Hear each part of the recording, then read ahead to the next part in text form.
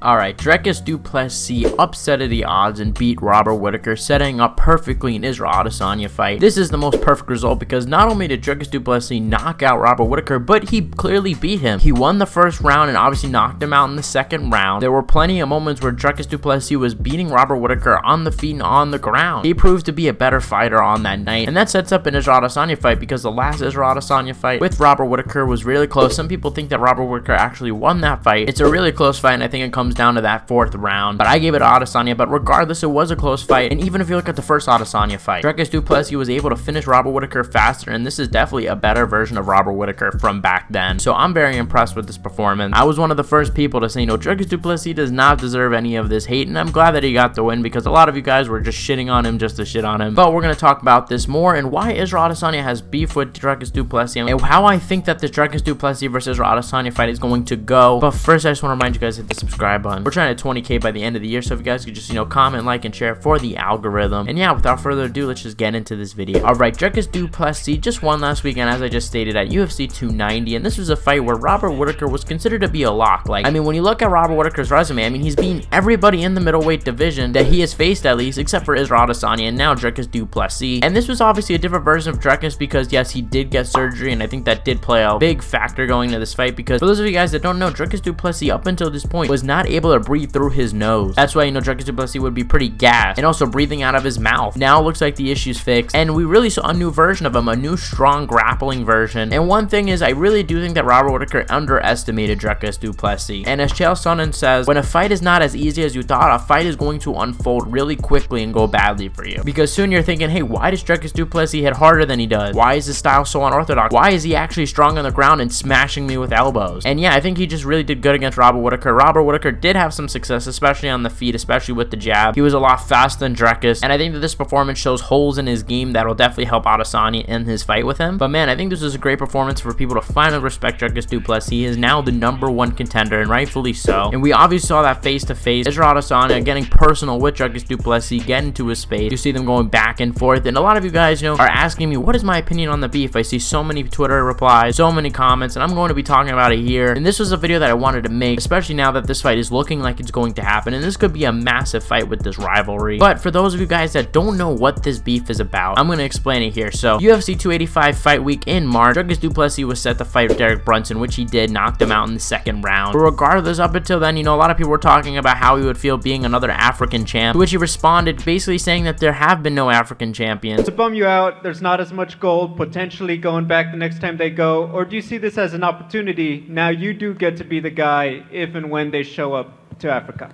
Well, I mean, did those belts ever go to Africa? As far as I know, it came to America and New Zealand. I'm going to take a belt to Africa. I'm the African fighter in the UFC. Myself and Cameron, we breathe the African air. We wake up in Africa every day. We train in Africa. We're African born. We're African raised. We still reside in Africa. We train out of Africa. That's an African champion, and that's who I'll be. Basically taking shots at Kamaru Usman and Israel Adesanya. Obviously, Kamaru Usman, I believe, was born in Nigeria and then moved to America, became an American citizen. While Adesanya was also born in Nigeria, moved to New Zealand. While Dricus Du Plessis is a South African citizen, training there and living there. To which Israel Adesanya and Kamaru Usman both didn't like this comment. Kamaru Usman coming out in his fight week where he fought Leon Edwards that third time, basically saying how he disagreed with Dricus Du Plessis. And I felt he took it a lot less personal than Israel Adesanya in hindsight. Kamaru Usman stance was kind of like, that's just ridiculous, and not even going to respond, which, let's be honest, like I've said this from the very beginning, I don't think any of us really care who's more African, and I just don't get the upsetment about this. Like, at the end of the day, I compare it to this, right? I'm like over 80% Irish, and if someone moved from America to Ireland, became an Ireland citizen, and told me, hey, that I was an Irish, my reaction would probably not even care. Like, I wouldn't even blink at him. I'd be like, okay, and move on with my life, because who genuinely cares? If you know where you come from and you know your roots, who cares at the end of the day? Like, who cares who's questioning it? I get what Dricus is trying to say, and I'm going to talk about that more, but Israel Adesanya did not take light of this. When he knocked out Alex Pereira, he made a lot of subliminal shots at Dricus Du Plessis in his post-fight interview, basically saying how he didn't even want to say his name. Look, I don't want to give this clout.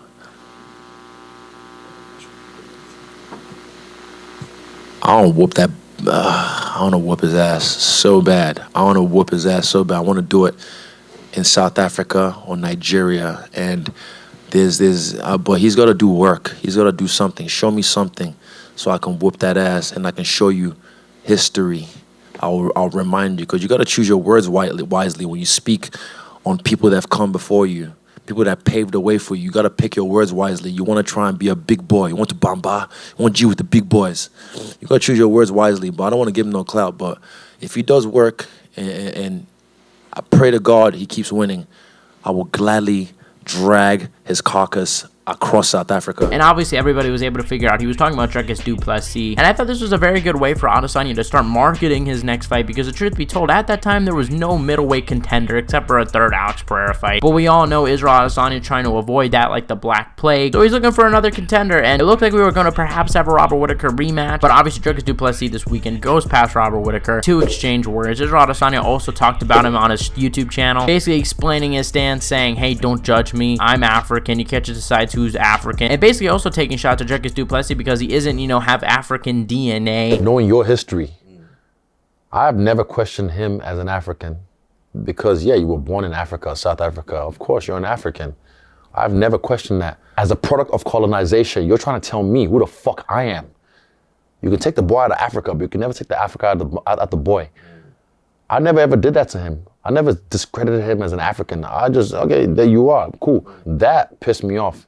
And that's why he's my next fight, because I don't want to fight anyone else. This one pisses me off. And I want to talk about this beef that they have, my stance on it. Obviously, it's a little bit of a tricky issue if we're going to be honest. I'm not exactly racing to talk about this, and I have really been avoiding it. I haven't really talked about it at all. Number one, because I don't really care about this whole situation. I just think it's kind of dumb beef, and I think it's just a fun way to hype up a fight. I think this is really just an excuse for beef. If I'm going to be honest, I don't think Israel Adesanya cares as much, which I'm going to talk about in a second. But in my opinion, Dricus Du Plessis did make a comment that was going at Israel Adesanya, clearly to get on his nerves, and clearly to make himself bigger, and try to say, hey, I'm going to be the first African champ, trying to cement his legacy in that. And I felt that was more just taking shots at Israel Adesanya, just trying, to stir the pot a little bit. Do I think the comments are racist? No. I don't think that he came out, just basically trying to just insult Israel Adesanya. Well, I think he came out to insult Israel Adesanya, but I don't think he meant to, make a statement about where he's from and everything like that. I just think it was just him trying to just make a shot. And Israel Adesanya, I think his whole comeback to this is like, hey, I don't need a DNA test to prove where I'm from, basically obviously referring to the fact that he's black. Not to be Sherlock Holmes here, but that's his whole point. And I feel like that's just his counterpoint to, what Dricus Du Plessis is saying. And I feel like it's just a bad comeback at the end of the day. Like, I feel like Israel Adesanya can't come up with a good comeback, and it's just like, well, it's true. Instead of just being like, okay, who cares? Like Kamaru Usman kind of did. Usman did have a little bit of offense to it, but he didn't really make it a big deal. You only heard him talk about it once, but Israel Adesanya is making it this big thing. And granted, Dricus Du Plessis is in that division, so that's probably why Israel Adesanya probably sees this as an opportunity to build a fight in the future, which he's done, and now this is a mega fight. Dricus Du Plessis, in all actuality, should be praising Adesanya, because Adesanya gifted him this opportunity, because I guarantee you nobody would be asking for a Dricus Du Plessis title shot if it wasn't for this whole scenario. We'd probably be going for Sean Strickland right now. But yeah, he should be praising him. And before I talk about the matchup, I just want to know, I saw a post, and I thought this was a great point and something great to point out, that we could have had UFC South Africa with this main event, co-main event, Kamaru Usman versus Hamza Chimaev, but the UFC constantly fumbles their location. Like, I don't get it. The UFC is a multi-billion-dollar company. I refuse to believe they cannot find a venue for these massive fights, and it would just add so much storyline to it. It would just make the moment so much more bigger, and that pay-per-view so much more bigger, and it would just really just add to the moment and the storyline, like I just mentioned. I wonder who would get more cheers though. I'd probably guess Israel Adesanya, to be honest. But now that we talked about the beef and all that, I want to talk about this matchup real quick. Obviously, like I said, Dricus Du Plessis looked really good against Robert Whittaker, and honestly did better against Robert Whittaker than Adesanya did. Now, does that mean he has a chance? Look, honestly, I think he does have a chance. Now, do I think it's a big chance? No. I think I'll probably still pick Adesanya. Adesanya is just really good at range, has good takedown defense, pretty strong. He did get taken down and controlled by Jan Blachowicz in the later round, and there has been moments where he's been taken down by Robert Whittaker, by Alex Pereira, by Marvin Vettori. He got his back. So it is a little bit worrying for Israel Adesanya, because Dricus Du Plessis is good on the ground, and apparently he sparred Israel Adesanya, grappled with him, and did really well. Adesanya says that, and apparently Adesanya says he did well in the striking. Obviously, that's probably how you would figure that matchup would go. So it's no surprise there. I would assume that probably in a kickboxing fight, Adesanya wins. Grappling match, probably Dricus Du Plessis wins. But it does seem like, Izzy has gotten stronger. He definitely has packed on more weight since he probably did when he first grappled with Dricus Du Plessis. And I think if Israel Adesanya is able to, to keep up that takedown defense, use range, I think he'll be able to get it done. I think he's going to leg kick Dricus Du Plessis. Dricus just,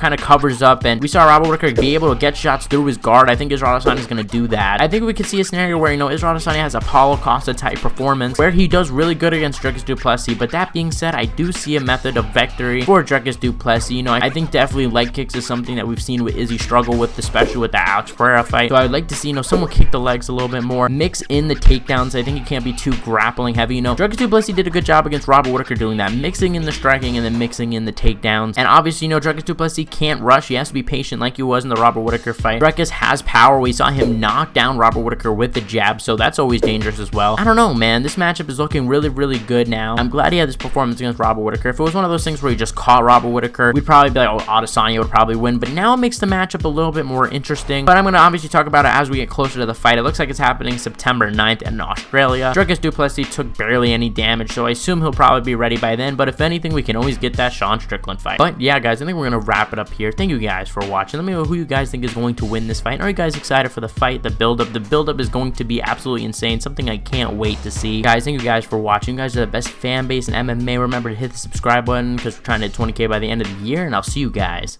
in the next one.